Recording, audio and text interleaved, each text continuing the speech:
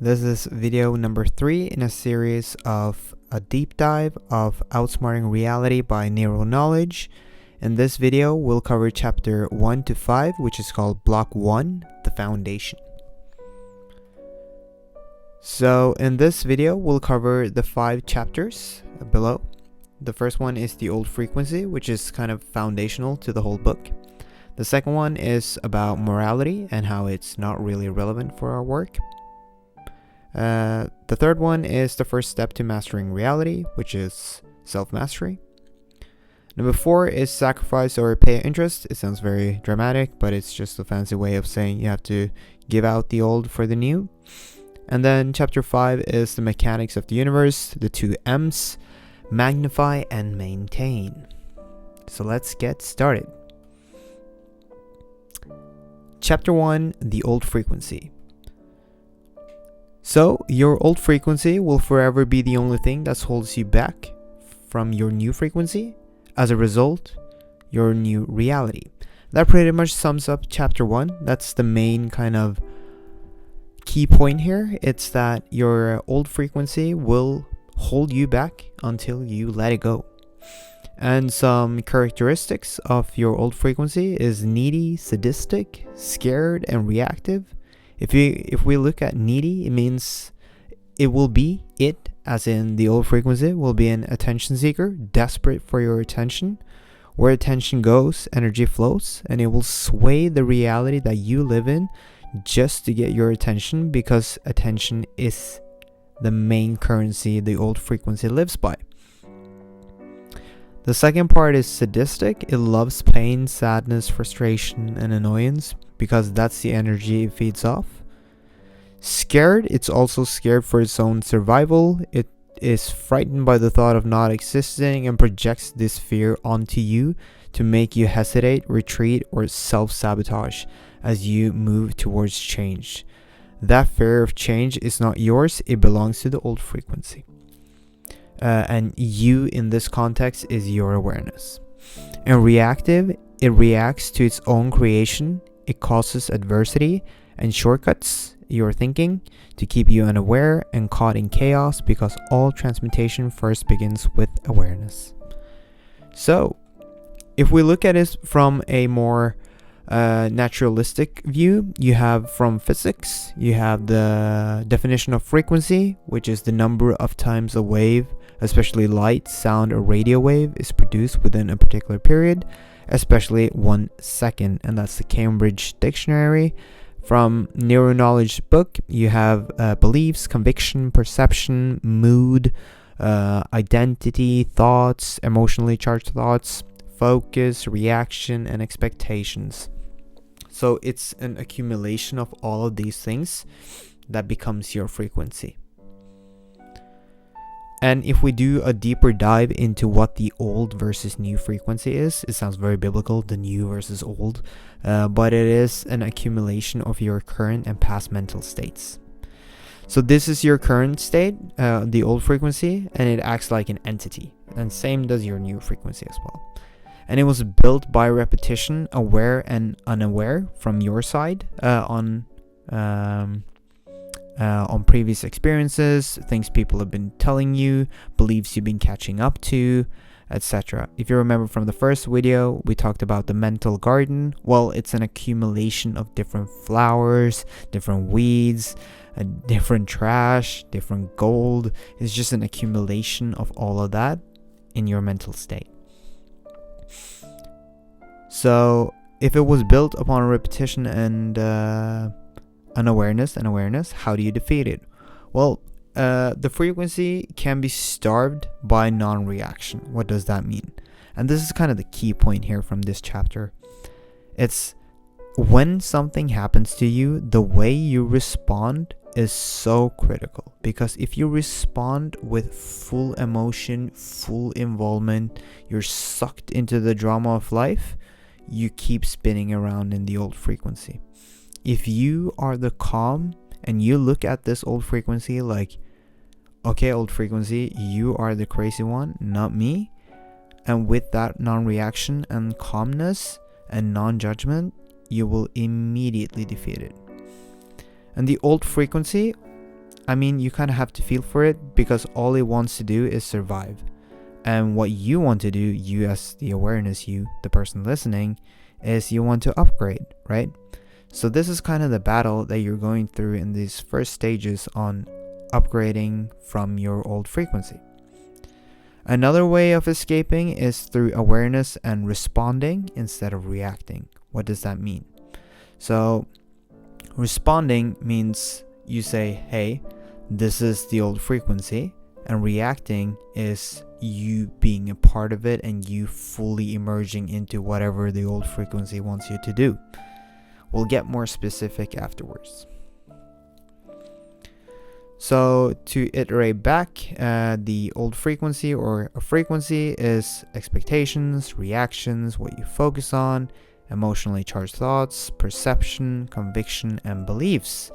And the main stakeholder here is emotion. That's why there's a point from attention to emotion. We can also look at a very different lens, which is through pop culture. You can see Travis Scott here having amazing glasses. He says in his song SDP interlude, "The new me back with the old you," which is a reference to kind of this work as well, right? The fact that you can have a newer version of you talking to the old you, or the new me back with the old you, which is kind of a reference to a frequency difference. And you see this a lot through pop culture. If you actually look behind the lines through movies and exceptional pieces of art, you can see this trending thing where you transcend whatever you were and you become something new, and then people don't like the new you because they're used to the old you. Now, the $1 million question is, how do you increase your frequency? Well, it's to become aware of your current frequency. So your current package of mental state, beliefs, all the way down to expectations. And then through awareness, meditation, and journaling, increasing your awareness to figure out where you are and what you want to be, and then continuously reminding you where you want to be rather than where you're currently at. And to do that, you have to do it through a graceful process. We covered that in an earlier video in part 2, so take a look at that if you're more interested in techniques. A deeper dive into the 7 keys. A belief is what you accept as true, especially unconsciously. Conviction is how deeply, emotionally you stand behind a belief. Perception is how you interpret life events and meaning. Thoughts, and particularly emotionally charged thoughts, is the content of your inner dialogue. Focus is what you do that you constantly put your attention on. Reactions is your default emotional response to reality. And then expectations is what you assume to be happening by default. And we'll take a deeper dive into this dynamic of a low frequency and a high frequency person. So someone with a belief of being low frequency might say, I'm not good enough and success is hard. And in contrast, someone facing adversity with a higher frequency would say, I'm built for this, or opportunities chase me.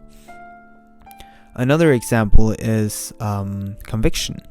So someone with the conviction of continuous doubt, hesitancy, low self-esteem, and playing yourself small would have this belief or conviction that life happens against them. And then someone with a higher frequency would have this as total certainty, inner yes, and boldness. And you might say, well, this sounds a bit like positive psychology, or just relying on even toxic positivity. And that's a fair pushback. But the way this work is done is not by neglecting what you're currently feeling. So someone in a low frequency and someone in a higher frequency, there is no difference. There's just a way of framing things and a way of doing things that are very different. And that's where you put your attention and where you put your energy on. Do you put your energy on everything being wrong, or do you put your energy on increasing your frequency and increasing your energy? That's where the clue is. Let's move on to another example. Low frequency male versus a high frequency male. Some common beliefs as a male that is in a lower frequency might be you're problem obsessed, you're stressed out, you're reactive, emotional, defensive. This is actually an interesting thing. When you as a man are angry, you're not labeled as emotional, but you are emotional. Because someone in control of their energy and frequency will be calm, strategic, unstressed, looking at this long term, thinking the universe supports me, this is a way for me to grow, instead of me thinking, oh my god, the world is against me. And it's hard to maintain that state, but it's still the best possible way you have to actually escape this. A female version of this would be I must prove my worth, men are trash, judgmental, being anxious, people pleasing, thinking in comparison. And the softer version of that, or the higher frequency version of that, is that you're deeply worthy of love and wealth and peace. You radiate self-trust and knowing. You have this way of viewing yourself as magnetic and divinely guided. You're soft, you're intelligent, you're responsive. And these things aren't as categorical as I'm presenting you with male, female. So don't get mad at me for that, but it's more of just an easy way to rationalize and illustrate this. So the core point of chapter 1 is essentially this. You are in an old frequency of survival and you want to get into a new frequency of creating, right? And you do this through not only increasing your new frequency and then dropping back to survival, but you increase your frequency and then you maintain it. That's the clue. So again, the main point here is when you increase your frequency, you also have a direct implication on your current reality. Chapter 2. Reality doesn't care if you're nice. The universe, like nature, has no moral preference, only function and force. Nietzsche. There's a beautiful quote by Nietzsche that also encapsulates this chapter very well. Another one of the great quotes from this book. This book is actually filled with great quotes, so kudos to Nero on that. The universe doesn't reward good people. It rewards those who reward themselves with a frequency which complements their desired reality. No more, no less. If you fully understand this, you don't really need to watch this whole thing and skip to chapter 3. But that's the core point. Morality doesn't mean increased frequency. Morality is a human lens and energy is a cosmic currency. The universe is morally neutral. It only registers vibration. The universe mirrors vibration. The universe wants energy, not virtue. So, to kind of distill this chapter into one single line is good people with low power or low frequency suffer, and bad people with strong conviction or frequency prosper. We see this all the time in life.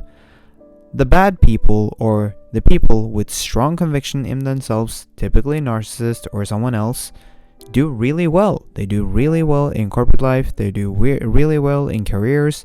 They get amazing people. And then you have quote unquote good people with lower self-esteem, with lower values, but with an expectancy, since they're good, they will get more. Now, what's the clue here? It's to swap virtue signaling for internal energy state management. Now, the natural question here is, so do I not have to be good anymore? And to that, the answer is, well, kind of yes, well, kind of no, but the universe gives you what you give it. If you cannot see it, what you give will be shown to you. So if you think that this is your get out of jail free card and you can do whatever you want, no, there's still limitations in the physical reality that you have to maintain, but you don't have to do it from a low frequency kind of point. That's kind of the main thing here. And good deeds does not equal good results unless the frequency matches the desire. So stop begging, pleading, praying from a place of lack. Emit the energy of the reality you want, and that's it. And to kind of supplement on this point, it's not to say that morality is not important, but it's not as important as your frequency. So selfishly prioritize your frequency so that you one day can care about morality is kind of the main point here. And I don't like the word difficult, but this can be a cumbersome process because we're all taught from a very young age that morality is the most important thing in the human world, that good and evil are the central thing, but it's a very human concept, to be honest. So to transcend this, it takes some time. To use that energy to focus on yourself takes time, but it's definitely worth the time. Some examples of this can be, one, gravity. Gravity doesn't care if you drop a baby. That's one of Nero's kind of examples. Or if you drop a car or a coin, gravity is still gravity, and the same principles kind of apply universally as well. The higher frequency, the more creative power you get. Another example is in White Collar. You have Neil Caffrey, who is a very charming, a very good type of person, but he's also a narcissist, and he typically gets his way through with high energy, charm, looks, and personality, because he feels like he deserves it. In his mind, in his frame, he deserves it. And that's kind of the main clue here. It doesn't really care about morality, it's more about him and his frequency. Now, the second example here is rich versus lottery winners. People who've earned their way to be rich or energetically worked the way of the rich ladder versus just becoming or skyrocketing to a lottery ticket often have two very different outcomes. Let's say both people loses all their money. What happens? Well, the rich typically can bounce back if you actually earned your way up, and you, from a frequency point of view, of course, you can kind of always get back up to that point because you have the network and you have the skill set to actually get that type of money or wealth or whatever. While a lottery winner might get the actual money, but they will drop down to their frequency and lose it all again, and then they typically end up worse than they actually started. So lottery tickets are a strange thing, is the conclusion here. Yeah, a bit of a cliche, but it's about the journey, not the destination. It's about becoming the identity, not achieving the outcomes. That's the clue and the main point of this chapter. Chapter 3, first step to mastering reality. Again, here are some beautiful quotes. To live a life that you don't like requires discipline to maintain the frequency of that life. In the same way, to live a life that you like requires discipline to maintain the frequency of that life. So to anyone who thinks they're not disciplined, they're absolutely 1000% disciplined. They're just disciplined to maintaining the things that they are currently doing. So it's about switching your mentality, essentially. And the basis of self-mastery is your ability to follow through on your own conscious direction. And that leads us to the main point of this chapter, which is self-mastery, or your ability to follow through. Let's take a deeper dive. So self-discipline is non-negotiable. Your word must become law in your mind. That means when you say you're going to do something, it will happen. And your mind keeps the score. It keeps the score in two ways. It tracks it through your ability to follow through and your inability to follow through. And that plays into your conviction, meaning your deep belief that when you say something will happen, it will happen. And self-mastery is essentially the first step. And it's the first step because when your word becomes your command, you are aligning your frequency in a way that serves you very, very well. And every broken promise is marked as an inability to follow through, which is a mark in your track record or a little doubt in your mind that says you are not going to be able to do this. And the only way to keep the mind in check is to follow through on your word. So how do you do that? Well, you simplify your life. That's the main clue here. You simplify your life and you make sure that the things that you are saying, you're able to follow through on. And this takes some time. It might be 1 week or 2 weeks or 3 weeks. But if you're really, really careful about what you are promising to yourself, other people, and in life in general, and you're sticking to that, well, you're going to have a good time. Because this is the first step to actually mastering your reality. So the main clue here is self-mastery. Your word is your command. You cannot command the universe if you cannot command yourself. We have some amazing examples from movies and books. One is My Hero Academia from season 5, where Deku is trying to learn Black Whip, but he can't because he can't control his mind, and he becomes angry and he loses full control. Another one is the Rocky movie. Rocky movies. You see the main character going through so many stages of maintaining discipline, and it's not only through just mere physical action, it's also a very mental movie. Another example is from the Dark Knight Rises series. This is not necessarily about the movies, but the way Christopher Nolan, the director, the main film director, has a discipline of not having phones on the set because he wants all the attention around creating the movie, which is amazing. A last one is Cillian Murphy in Peaky Blinders. You can see his character Thomas Shelby, also a very disciplined man in many ways, and you can see how a lot of people in pop culture find that very attractive.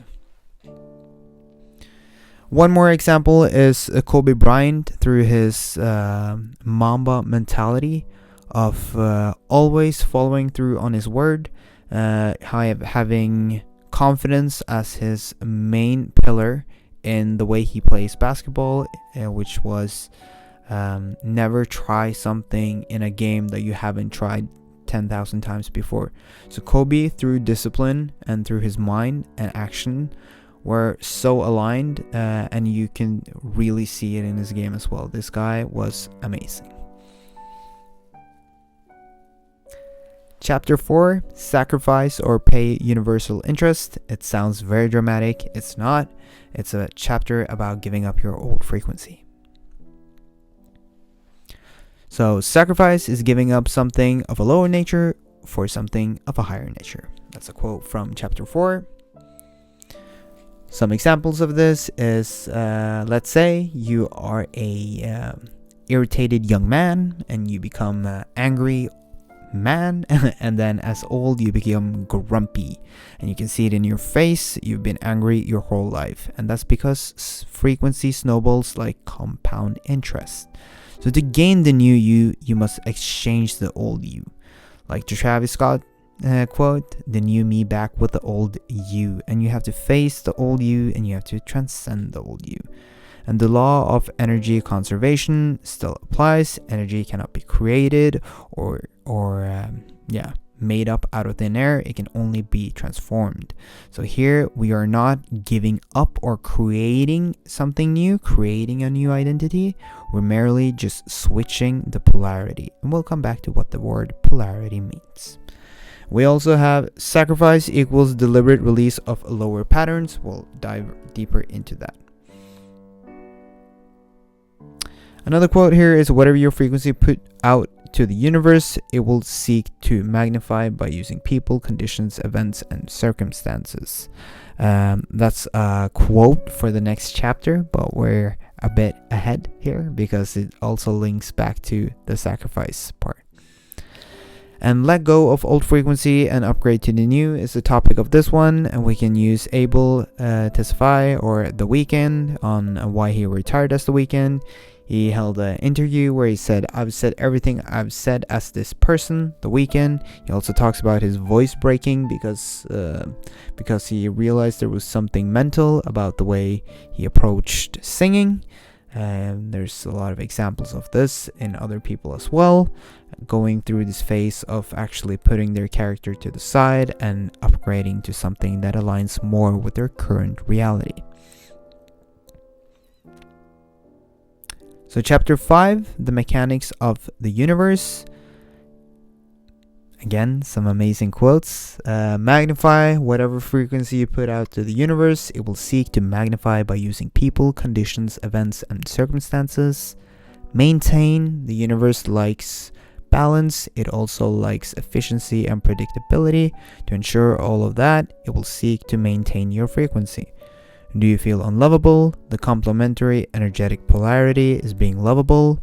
Focus on the experiences and aspects of your life when people have shown you love, big or small. Immerse yourself in the feeling of that love and realize that you are lovable. So the first principle here is that the universe will magnify whatever you're feeling. It will give you more. The other one is it will maintain, so it will keep you in check. And the third one is the law of polarity. Now let's dive deeper into that. The two M's, magnify and maintain. If you're angry, the universe will make you angrier. If you are angry, the universe wants to maintain your anger. And the same goes for love, and the same goes for gratitude, and the same goes for acceptance and every other feeling as well. So as we discussed earlier, emotion is the largest shareholder of your frequency. So to raise your frequency, you have to stay in the feeling long enough, and it becomes your default. Now the natural question here is, how long does that take?